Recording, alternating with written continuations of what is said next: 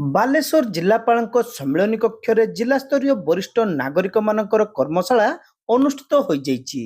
ଏହି କର୍ମଶାଳାରେ ଅତିରିକ୍ତ ଜିଲ୍ଲାପାଳ ସୁଧାକର ନାୟକ ମୁଖ୍ୟ ଅତିଥି ଭାବେ ଯୋଗଦେଇ ବରିଷ୍ଠ ନାଗରିକମାନଙ୍କ ପାଇଁ ସରକାରଙ୍କ ଦ୍ୱାରା କାର୍ଯ୍ୟକାରୀ ହେଉଥିବା ବିଭିନ୍ନ ଯୋଜନାରେ ସାମିଲ ହୋଇ ତାର ସୁଫଳ ଏବଂ ସୁଯୋଗ ନେବା ସମ୍ପର୍କରେ ଉପସ୍ଥିତ ଥିବା ବରିଷ୍ଠ ନାଗରିକମାନଙ୍କୁ ସଚେତନତାର ବାର୍ତ୍ତା ପ୍ରଦାନ କରିଥିଲେ। ସମ୍ମାନିତ ଅତିଥି ଭାବେ ଅତିରିକ୍ତ ଆରକ୍ଷୀ ଅଧୀକ୍ଷକ ନିରଞ୍ଜନ ବେହେରା ଯୋଗଦେଇ ବରିଷ୍ଠ ନାଗରିକମାନଙ୍କର ବିଭିନ୍ନ ସମସ୍ୟା ଓ ତାହାର ନିରାକରଣ ଉପରେ ଆଲୋଚନା କରିଥିଲେ।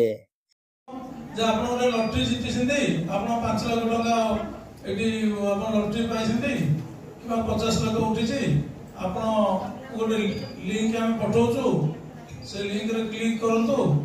ଆଉ ଆପଣ ଏ ଲଟରୀ ପଇସାଟା ପାଇବାକୁ ହେଲେ ଆପଣଙ୍କୁ ପ୍ରଥମେ 10,000 ଡିପୋଜିଟ୍ କରିବାକୁ ପଡ଼ିବ, କି ଯଦି 50,000 ଜିତିବାର ଅଛି ଆପଣଙ୍କୁ 5 ଲକ୍ଷ ଡିପୋଜିଟ୍ କରିବାକୁ ପଡ଼ିବ। ଆପଣ ଡିପୋଜିଟ୍ କଲେ ଆପଣଙ୍କୁ ମିଳିବ। ବହୁତ ଲୋକ ଏ ମାୟାରେ ବାୟା ହେଇକିରି ପଇସା କିଛି କାହାକୁ ନ ଜଣେଇକି ଘରେ ପୁଅକୁ ବୋଉକୁ ନ ଜଣେଇକି ଡିପୋଜିଟ୍ କରିଦିଅନ୍ତି ଯେ ଅଧିକା ପଇସା ମିଳିବ, କାହାକୁ କହିବିନି। କିନ୍ତୁ ସେମାନେ ଫ୍ରଡର ଶିକାର ହୁଅନ୍ତି। ବହୁତ ସମୟରେ ଶିକ୍ଷିତ ଲୋକ ମଧ୍ୟ ଶିକାର ହେଇଛନ୍ତି, ବ୍ୟାଙ୍କ ଅଫିସର ବି ଶିକାର ହେଇଛନ୍ତି, ଆର୍ମି ଲୋକମାନେ ବହୁତ ଏଥିରେ ଶିକାର ହୁଅନ୍ତି। ମୁଁ ଦେଖିଛି ଆମ ଥାନାରେ ବହୁତ ରିପୋର୍ଟ ଆସେ।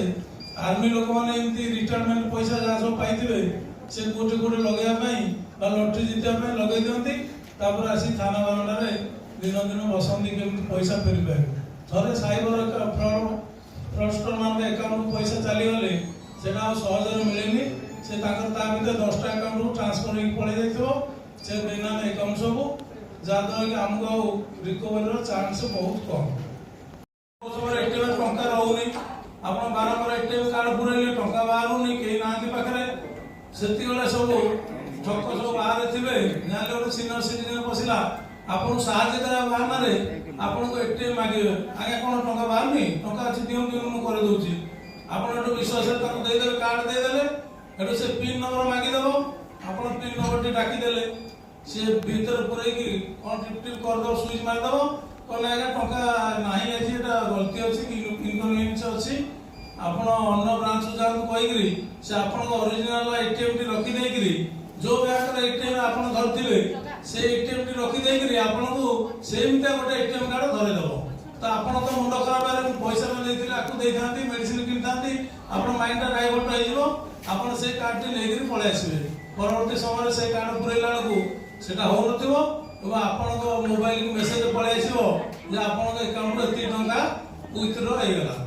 ତେଣୁ ଆପଣ ଯଦି କେବେ ବି କୌଣସି ଏଟିଏମ ଯାଇଛନ୍ତି ପଇସା ଉଠି ପାରୁନି, କୌଣସି ଅଜଣା ଲୋକଙ୍କୁ କୌଣସି ହାଲତରେ ବି ଏଟିଏମ କାର୍ଡ ଦିଅନ୍ତୁ ନାହିଁ। ଯଦି ଦେବେ ତାହେଲେ କ'ଣ କରିବେ, କହିବା ଗୋଟେ ସାଇଡ୍ ମୁଁ ପିନ୍ ନମ୍ବରଟା ମୁଁ ନିଜେ ମାରେ।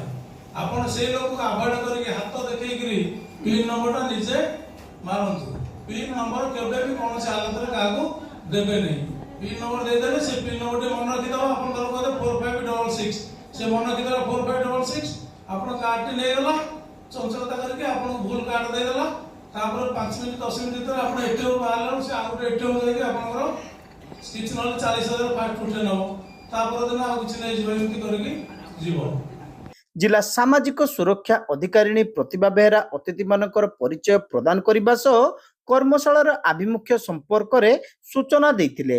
ଜିଲ୍ଲା ମୁଖ୍ୟ ଚିକିତ୍ସାଧିକାରୀ ଡାକ୍ତର କିଶୋର କୁମାର ଆଚାର୍ଯ୍ୟ, ଜିଲ୍ଲା ସୂଚନା ଲୋକସମ୍ପର୍କ ଅଧିକାରୀ ପ୍ରିୟଦର୍ଶୀ ରାଜେଶ, ଜିଲ୍ଲା କ୍ରୀଡ଼ା ଅଧିକାରୀ Purnachandra Jena, deputy collector SS Das, ବରିଷ୍ଠ ନାଗରିକ ସଂଘର ସଭାପତି ବୈଦ୍ୟନାଥ ଷଡ଼ଙ୍ଗୀ, ସମ୍ପାଦକ ଗିରିଶ ଚନ୍ଦ୍ର ଦାସ ଓ ଉପଦେଷ୍ଟା ପ୍ରମୁଖ ମଞ୍ଚାସୀନ ହୋଇ ବରିଷ୍ଠ ନାଗରିକମାନଙ୍କର ବିଭିନ୍ନ ସମସ୍ୟା ବାବଦରେ ଆଲୋଚନା କରିବା ସହ ସମାଧାନର ବିଭିନ୍ନ ଦିଗ ଉପରେ ଦୃଷ୍ଟି ଆକର୍ଷଣ କରିଥିଲେ।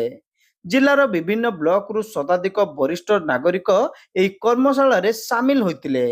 ଏହି କର୍ମଶାଳାକୁ ଜିଲ୍ଲା ସାମାଜିକ ସୁରକ୍ଷା ବିଭାଗର କର୍ମକର୍ତ୍ତା ଓ ସ୍ୱେଚ୍ଛାସେବୀ ସଂଗଠନର କର୍ମକର୍ତ୍ତାମାନେ ପରିଚାଳନାରେ ସହଯୋଗ କରିଥିଲେ।